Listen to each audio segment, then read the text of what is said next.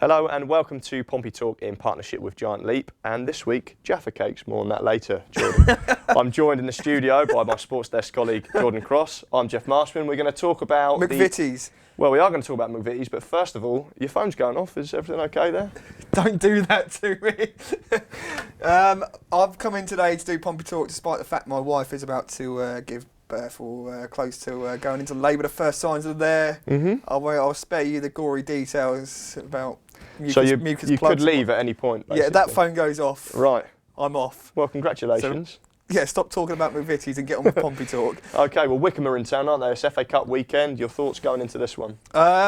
It's just an opportunity for people to really make their mark. Paul Cook said he's going to send out a strong team into the game, but that doesn't mean there isn't going to be changes, which there will be. Two enforced, of course, because you've got the two holding midfielders, Michael Doyle missing out, and Amin Linganzi. Obviously, Doyle got the fifth yellow card. Yep. Was it on purpose? Not so. Possibly. I'm not sure we can have that conversation. Yeah. Was it a card of convenience? I don't know. I'll let others debate that one. Amin Linganzi, no debate about that. That was a reckless red card. Rightly serving a free game ban, but it opens the doors for others. Ben Close, obviously. Yeah. Picking up on the back page today. No rotating. I don't think you can actually call it rotating, but there's going to be changes. Ben Close being one that will come in, despite him having a little bit of a knock, I think, earlier in the week. Great opportunity for him, and Danny Rose obviously alongside him, who's been in and out, hasn't he? After very much sort of first choice, he's lost his way with Paul Cook preferring a bit of extra physicality because it is quite a small Pompey side. But they won't be the only ones, Jeff. There'll be others as well. I think every chance you see Adam Buxton coming for. Yeah, I think Pompey fans are waiting to see him for a while now, and he's. In terms of this game, actually, with Drew Talbot being back, he's been fancied for a game ahead of Drew. So, what we can read into that, we'll wait to see. There are pleasantly games, aren't there? Matt Clark being another one. Yeah. The balance needs to be right in that back four. It's something that came up in the press conference yesterday. Something we have explored with Christian Burgess not being comfortable on the left side of a back four. He wants to be a right-sided centre half, and Cook likes his balance to the team. So I think you might see Clark Burgess be the partnership of choice moving forward. But then you need Clarkie to get some momentum up and get up to speed now, get some games under his belt. So again, a perfect opportunity for him. Curtis Main probably going to miss out this one. His wife's given birth. So congratulations to Curtis. Yeah. Could be joining you soon, mates. So every chance that there'd be someone else coming in, maybe Noel Hunt for a start. Right. Colin Chaplin's had that run of games where I think it's 7 or 8 now, isn't it, on the bounce, which is good. But in terms of the league, that is. But Hunt up to speed now. Nice cameo when he brought experience to the table at Cambridge. Time was ticking down, and they desperately needed to hold the ball up, and he just felt comfortable, like he did at Exeter a few weeks ago. He when he needs to play down time, he's the man to do it and just bring experience and slow things down. But Pompey fans are looking for a decent glimpse of him. So there's a few interesting points, and it can still very much be a strong Pompey side. We say up for the cup, that's the phrase, isn't it? Are Pompey up for this? Does it really mean too much to them? I know people like the idea of going on a cup run. It brings added funds, a bit of excitement. If you can get to the third round, obviously that's what people pine for. Yeah, I've got to be honest, I couldn't help but think or feel, and I said to Neil Allen, my colleague, when we're going to the press, I said I just feel kind of lethargic going down to this press conference. I'm normally kind of up and excited and looking forward to chatting things through, but with it being the FA Cup first round followed by a Checker Trade trophy, and the next kind of, there was that kind of flat theme. Actually, it might be a good time for my missus to give birth. Actually, we could do it now. That would be a couple of games to miss out. But we saw last year what it can do, Jeff, and it really, when you get through to those big games against the Ipswich and the Bournemouth, and Pompey can punch their weight with them, it really gave you an insight into where this Pompey team can go, as did the Capital One Cup games last season. So that really gave me cause for optimism that if Pompey can get out of this league, and I'll come back to it time and again, that they can potentially go again with the calibre of player they got. Definitely. That was proved by these matches. So, but then the flip side is, to get out of this league, you need to concentrate on getting out of this league. So anything else is a distraction. So if you look at it that way, if you were to lose tomorrow, there would be a bit of a downer on things. A home game to Wycombe, like there would have been to Macclesfield last year.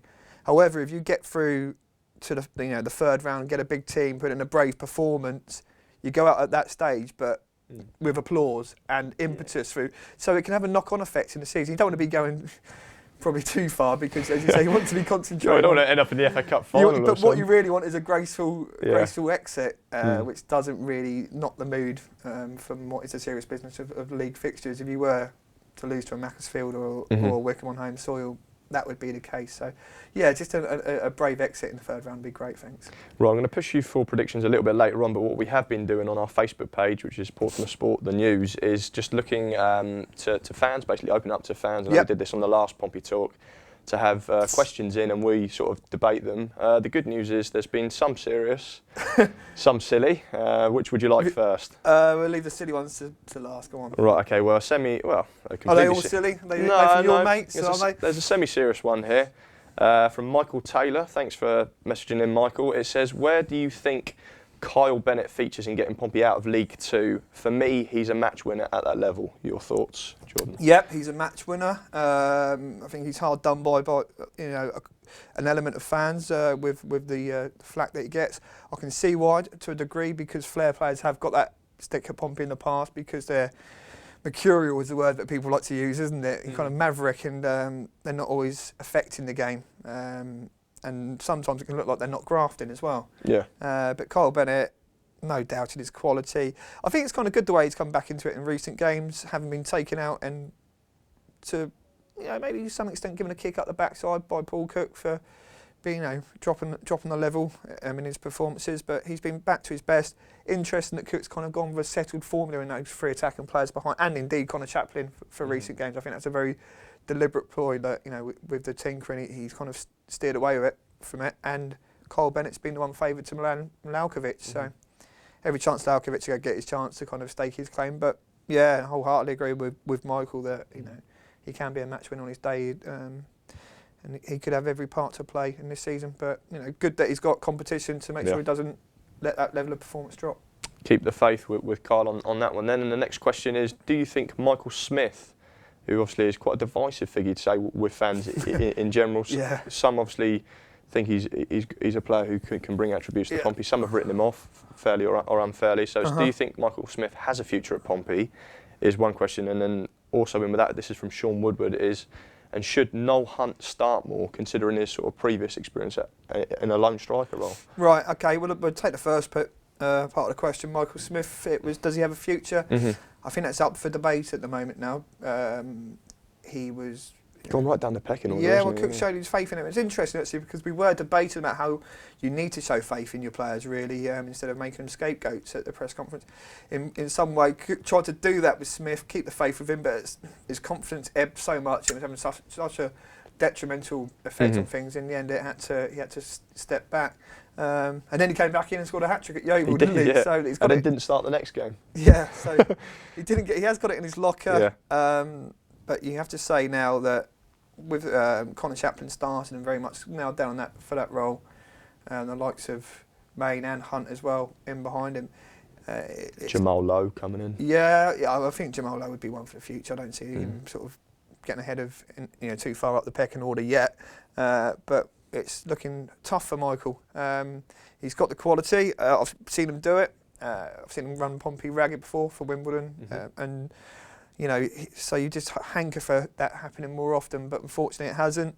And it comes to January, Pompey would look at things then. No doubt that would be the line in the sand where you assess things. Is he contributing enough because he's going to be on a decent wage? If not, then maybe they might look to offload and. There's players out there that Paul Cook likes. I mean, he spent the season the summer trying to get Lee Novak in, didn't he? Who got a goal this week, but hasn't been featuring or bagged too many. Been coming off the bench for Charlton. But Paul Cook looked to do something with him again. Will he look to? And I think you might even come to it in a minute. Go to that sort of level and go again with signings if that's what's needed to do the job. And well, you've been reading my questions, haven't you? No, never, Jeff. But I've got to answer the second part. Noel Hunt. Paul Cook's, the conversations I've had with Cookie, which is probably an insight to listeners and readers of the news, is he has regular chats with Noel Hunt. He hasn't featured, but he's adamant that he will do as the season goes on. He's had a number of niggly injuries, but his worth is not sort of underestimated by Paul Cook at all. So I think you might start to see him come into the equation more, maybe some impact. Possibly tomorrow? Well, yeah, I think it starts tomorrow. But as the season goes on, he's definitely got a role to play. You know, maybe, you know, at certain times you'll see him in almost a kind of Chaplin way, you know, going to come on the last half hour, sort of how to pep things up a bit. And when games are needed to be seen out and that experience is there, Noel Hunt's got a heck of a role to play still for Pompey. Good stuff. All right, sort of final serious question coming up, and then we've got a couple of absolutely stupid ones, but we embrace all questions. I'll let you answer those ones that appeal to your mentality, Jeff. True, I can't doubt that at all. Right, is Connor Chaplin good enough to start every game? And then on the back of that, do we need to sign any more players in the January transfer window? Yes and yes. Connor Chaplin has shown in the last, you know, this is his best sort of unbroken run in the team. Yeah. So I think it's 7 now, 7 or 8. And last season he got up to 4, starting with Bennett earlier in the season. But this is beyond that. And I said to Connor last weekend, you know, after the Cambridge game, must be absolutely delighted with that, Connor. I mean, this is like smashing your best run, and he was kind of like, well, kind of, but you know, I think he wants 20 or 25 unbroken, and that's the mindset of the lads. So Paul Cook's been sort of holding him back, but he's been straining at the leash. And he's known for a while now, Paul Cook, that he's going to have to let him off at some point, and he's just been waiting for that right time. That time has now arrived. The balance and how it works with the lads behind him is developing all the time. The link up particularly with Gary Roberts, the way that you'll see Connor come short at the right time and let Gary run in behind him. Or going kind of come and offer himself to a Cole Baker. That's starting to kind of really develop that understanding between all of them now, and that's because they're getting games together, and that can only be good news for Pompey. So yeah, he can do. There'll be times to take him out because we've got the players that, you know, should be good enough to make an impact in his absence. But I think he's now number 1. And then Carl Keish, I hope I'm pronouncing that correctly.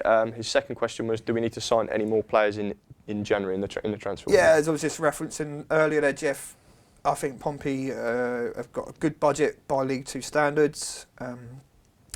Paul Cook will have players in mind. And it's a bit like the season in the Championship, isn't it? When we got up to the Premier League with Harry, we were kind of there or thereabouts. Well, we were there at the turn of the year, and then he just went again. And said, look, there's an opportunity here. We can go and really narrow it down. So we went and got the Sherwoods and the Stones and Yakubu, who was really the one, and just kind of like it just made it a definite from a probable. And if Pompey are in that position, I'm sure they'll be in looking to go and do likewise in a League 2 sense. So if they can go and get a Novak or another player, or you know, bring in another experienced defender, or you know, like a Paul Robinson type, ironically, or something along those lines, whatever's needed to get over the line and really kind of nail it down, which they've kind of done in terms of budget this summer. When they got Cole Bakers and that, they were really looking at like trying to make it a definite. It hasn't, but if they can go and do that again in January, I'm pretty certain they will.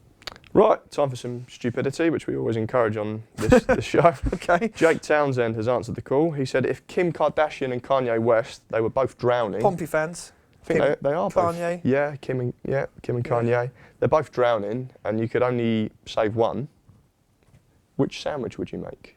Which sandwich would I make? Yeah. Oh, right, okay. Yeah, that's really makes a lot of relevance for Pompey talk.